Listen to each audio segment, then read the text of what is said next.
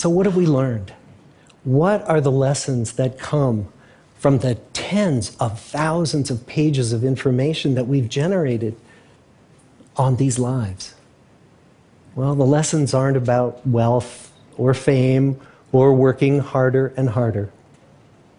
The clearest message that we get from this 75-year study is this: good relationships keep us happier and healthier, period.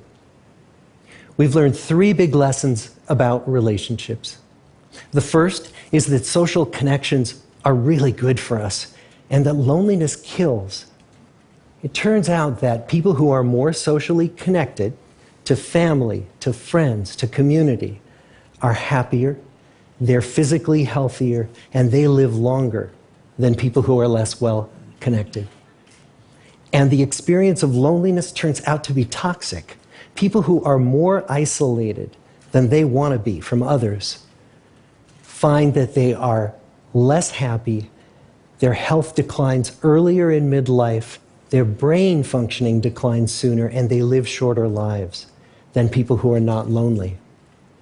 And the sad fact is that at any given time, more than 1 in 5 Americans will report that they're lonely.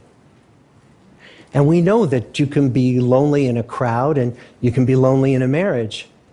So the second big lesson that we learned is that it's not just the number of friends you have, and it's not whether or not you're in a committed relationship, but it's the quality of your close relationships that matters. It turns out that living in the midst of conflict is really bad for our health.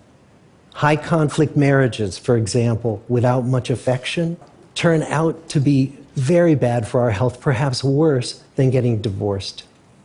And living in the midst of good, warm relationships is protective.